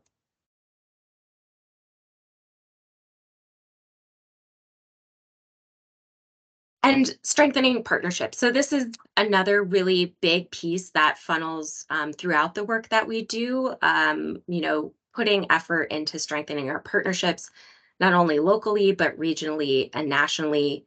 I want to point out and remind us of all of the work that went into bringing together the Outdoor Recreation Flood Recovery Work Group. I think this is a really this is a way that VOREC has been recognized over the past year for really lending some quick and collaborative support for flood response, not only in informing the emergency response, but connecting outdoor recreation partners around damage assessment and understanding funding needs. Another way that we strengthened partnerships this year was in working with VOBA and BTGC, and it's been a slow process, but we are very committed to funding some Northern Border Regional Commission funding to both organizations for organizational development, and have been working hard this year to scope out what that looks like and getting close to executing on those sub-agreements at this point. And then I've noted a couple of ways that we've been active in partnering with our national level folks, as well as our folks at the regional Northern Forest level. And finally, vision setting. So we've been talking a lot about Move Forward Together Vermont. We've done a ton of work truly to bring together this effort, including bringing on the Rivers, Trails, and Conservation Assistance Program, aligning our work with Vermont SCORP to bring more impact to the work that we're doing on our VOREC action plan. We were able then, as we heard earlier in the updates, to partner with the Vermont Outdoor Business Alliance at the Outdoor Economy Summit, as well as present at the Vermont Conference on Recreation and Trail Symposium. And then we've been heavily involved in the work for the Northern Forest Outdoor Symposium planning. All right, so with that, I want to have a short discussion, and we've got a few minutes, and it's not going to be a long discussion, but I just want to sort of use a couple of minutes to just brainstorm about these questions that I asked earlier. What excites you most about VOREC's work in 2023, and just some ideas about lessons learned or things that could have gone better. I'm actually going to stop sharing my screen so we can all see each other and look for raised hands. Becca, is your hand raised? Or is that old? I hope not. It's not showing raised on my computer. Well, I see Mike's hand. Yeah, I just want to share a comment. I think, at least in my mind, there's always been this question of, or maybe a worry of, like, what happens if an administration changes and then, like, there's no support for VOREC? Like, what's the future of it if there isn't funding? I just thought you could really see the work this year with partnerships with Trails and Greenways, VOBA, the other initiatives with the SCORP, just really, I think, showing like relevancy and then having an impact. And I think that's the key to the success, right? Of like, where do you add value in the sector, and then how do you have a bigger impact through these partnerships and collaboration. So I thought that was just a big win, seeing these things unfold. And I think that, that's how you ensure the success of the program, and it's less dependent on kind of the fluctuation that can happen in a political environment. So I thought that was really great. It's a nice job. Thanks, Mike. Any other thoughts? Reflections? I've got one. It's similar along the similar lines, thinking about the future of the work and how important it is, and so Mike shared one thought that I also had, but another one is, what's the composition of the steering committee going forward? Who do we need to think about bringing on? What skills do we need to add differing perspectives? Definitely. I'd pitch in something that I think is just a really great thing from 2023, which has been building for a while, which is really just the broad-based growth of the VOREC grant program. And, it's 100% true that we can't fund every request, but, one of the goals of that grant program was just to encourage people to think about outdoor recreation in their local community and what it could do. And I think that it's, I remember when we started the program, we had $100 grand to give out, and it was like we were just trying to figure out, how do we get people to think about their community when we split up $100 grand into 6 pieces. And it is very positive to see what's out there. And I think it's also a challenge for us moving forward in terms of, what are the tools other than money that we can provide our local communities to help them down this road. And I think that is a huge challenge. We all know it's, it'd be great if we had unlimited manpower and could just put boots on the ground in every town, but we can't do that. And so I think that is just kind of an ongoing riddle for us. And, and I also think, it's on the list of every, what we hope we can do next year. And it's really bringing in the healthcare community in a meaningful way into VOREC is something that's, data is something that we continue to kind of chip away at, and we have some tools, but the healthcare part is, and we're not alone in that. Every state is trying to figure this out, but like, just to sort of sum up the potential benefit, outdoor recreation in the United States topped $1 trillion this year. American spending on healthcare topped $4 trillion. So those two numbers, they're not totally unrelated, and if we could somehow connect the dots between investments in outdoor recreation being a way to defray overall healthcare costs, then we may unlock a lot of funding and a lot of exciting things. So anyway, that's just a couple thoughts there. Yeah, I appreciate that, Drew. And I think you'll be excited to know, and maybe this is a good segue into looking forward to 2024, but we are working very actively on pulling together a focus group through Move Forward Together Vermont that's focused on healthcare. I've been having conversations with the Department of Health about this, and I think it's going to be a really exciting conversation to have. So let me share my screen again. Oh, Carrie, go ahead. I'll let you jump in. Thanks. I'm going to step off my normal soapbox, and I just feel like if the VOREC steering committee and outdoor recreation economy in general doesn't join the conversation in a full way, and I'm not saying we haven't, but the conversation around housing is not going away anytime soon.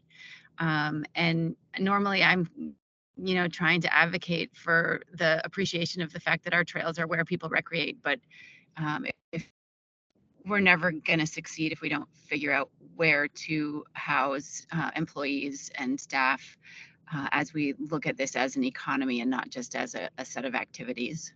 So that maybe that is launching into looking forward to 2024 as well.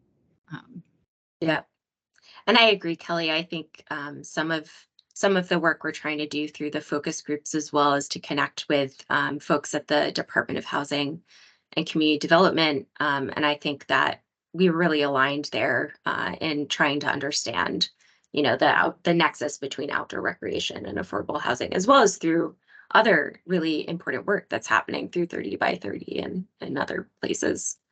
So I think that's a place where we need to, I think that's where we need to lean in is the 30 by 30 conversation and the work that the NRB, ACCD, and others are doing to better understand where we can balance our goals of maintaining the landscape that brings people here, but give them a place to live.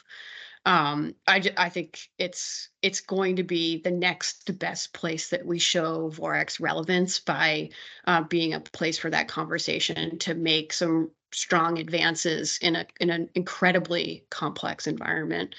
And I being love able to preserve and protect that the landscape that makes Vermont exceptional and have places for people to live and enable them to come and move and work here and stay here. So totally agree with that perspective, Becca. Thanks. And I neglected to share, Carrie, that you were at the Maine Outdoor Economy Summit too. And the three of us participated in an amazing panel discussion at the end of the summit that was focused on housing trends in Maine, some of the strategies the legislature is using to help accelerate the development while acknowledging the challenges. And there were folks from the land trust community and the outdoor rec community chiming in on, what is like to be successful in Maine. And I actually felt really excited about what the 30 by 30 process is going to do for us, because it is providing us that platform that Maine is missing. So maybe they'll, peek over the border and check out what we're doing next year, as opposed to us visiting the coast of Maine last week. yeah. I just want to quickly, I'm going to do the 2024 look ahead. I want to recognize we're at 5 minutes to 12. So we may need to go a little over. I appreciate if anyone who can stay on for that time. And I just want to note for folks joining us on the phone who are listening in, who aren't on the steering committee, not playing an active role, we still will have a public comment portion. It'll just be a little later. And we hope that you can stick around if you have something to share. So with that, I'm just going to share my screen again. And make sure you guys are seeing the discussion slide. And let me know yes, if we you're see not. it. We do. Great. Let me see about, there we go. Okay, so just a quick look ahead, and I won't go into a lot of detail here. I do think I have been thinking about like an end of year survey, and I may send you all a few questions as we move towards the end of the year. But I've broken this out into a couple of buckets. Our work on Move Forward Together Vermont, our work on the VOREC Community Grant Program, and our work as a steering committee. So you see the timeline on the left for Move Forward Together Vermont. And I think you'll notice, a lot of really important public engagement happening early next year through surveys and focus groups. I want to note and highlight for you all that focus groups are an important opportunity for your engagement. I'm hoping that you will think about joining and being involved in as many of those as you can. My plan is to send you the list of the focus groups we're planning and have you put your name next to the ones that you're interested in, so that as we start to schedule those, we can either coordinate with you on a time or just keep you involved in the planning for that, so that you're able to attend and listen in on those. That meeting in late April is going to be really important. It's going to be a meeting between the VOREC Steering Committee and the SCORP Technical Advisory Committee, the goal of which is going to be to do a draft of the vision and priorities that are going to come from all of this information and data we're collecting in early 2024. I won't get into the rest of it for now because we have a little more time, but you can see that, the final scope report is due in November, and then we're going to be working on activating the plan in 2025. So just a little longer look ahead there. Lauren went through the timeline for the VOREC Community Grant Program, so I won't cover that again, but just want to provide a reminder that there are those opportunities to help with scoring, to help with the review committee. And we'll send, we'll send more information out about that, so you have the opportunity to share your interest with me and follow up. And then finally, with our steering committee work, I wanted to note that, following the last legislative session or during the last legislative session, we did restructure those legislative emails a bit. Based on feedback, it felt like those would still be useful and important. So I am planning to provide that support again during the legislative session in 2024.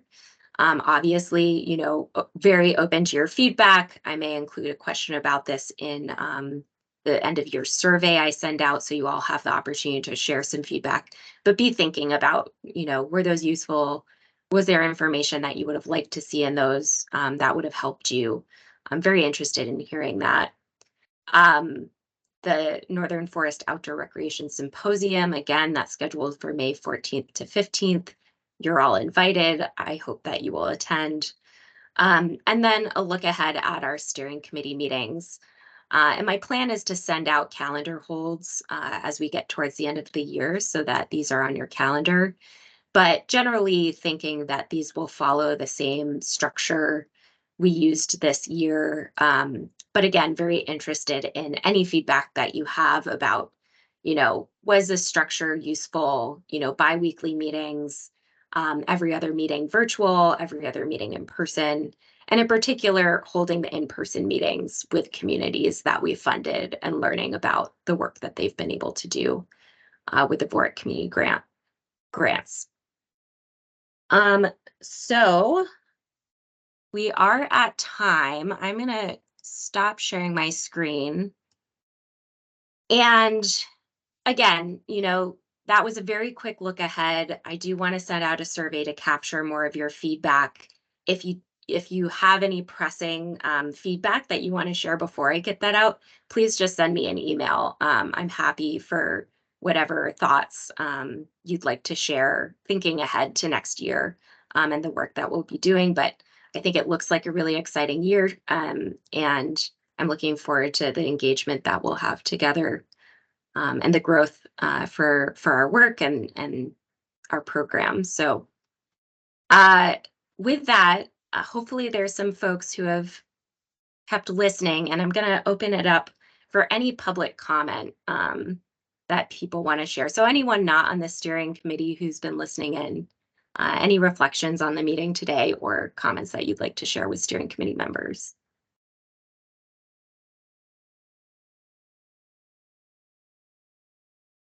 I see Tommy. Thanks, Jackie. I just want to echo again, thank you so much to VOREC for working with us when it came to the motorized issues that we had around the trail networks. That was a great conversation. And I just want to echo our appreciation to at least let us do an application to try to get some of our networks back up and running. Thanks, Tommy. Molly. Hi, everybody. Thanks for a great meeting. A lot of great information shared today, and thanks for all the great work. Just a couple highlights from the ski industry. I know we're at past time, so I'll keep it short, but we've had, a strong start to the season. Killington hosted another very successful World Cup event showcasing Vermont nationally and internationally. We'll have more areas coming online, certainly as we head toward the holidays, but so far a really solid opening. Our members are reporting better success with staffing, particularly local recruitment. So that's really good to hear. Our office hosted several fall media events in New York City, Toronto, and Boston. We hosted about 100 media influencers and content creators. Those events help connect our members and VDTM with new contacts. And we're now working on hosting some of those media contacts over the season ahead. We were down in DC earlier this fall with NSAA, meeting with our congressional delegation, thanking them for the climate legislation that was passed, urging them to make sure that it is fully funded. As we've heard, there's some, issues potentially with that. So, and we're gearing up for Safety Month next month in January. We're working on some workforce development programming as well. Just putting a plug in for our 5th grade passport program. It's 90 days of skiing for 5th graders for just a $30 administration fee. And there's information on our site about that. We're trying to get the word out more about that. And we're working on finalizing our legislative agenda. And of course, Act 250 and housing will be central to that. So just wanted to share that, and great meeting. Thank you. Awesome. Thanks, Molly, for sharing that update. Frank, welcome. I know you joined a little late. Yeah, sorry about that. I was on a Zoom meeting with Santa trying to get off the naughty list, but he's going to get back to me next week. But Molly, I just wanted to let you know my family's coming up for a ski weekend or a ski week for Christmas, December 20th. So all the snow will melt probably on December 20th because they're coming up from Florida. And every time they do, the skiing goes from great to terrible. But so I'm really just joking around. But when we got talking about skiing, I just thought it was funny. I was just like, oh my God, that's right. My family's coming up. So that means we're going to have torrential downpours and all the snow will go away. But anyways, a little humor for Christmas. Thanks, Frank. I feel like that day after Christmas is always the best kayaking of the year. In Vermont, for sure. All right, well, I'm going to wrap us up. I just want to make space for any other business if anyone has anything else they'd like to share that we didn't get a chance to cover. All right, not seeing any hands raised or people coming off mute. I'll adjourn us, and thank you guys so much for the extra time and all the hard work this year. Really, it's been quite a big year, and looking forward to 2024. I hope you all have good holidays. Thank you, Happy Jackie. holidays. Thanks, everybody. Thank you, Okay, everybody, Jackie. take care. Thanks, everyone. Thanks, everyone. Bye. Thanks, Jackie. Bye.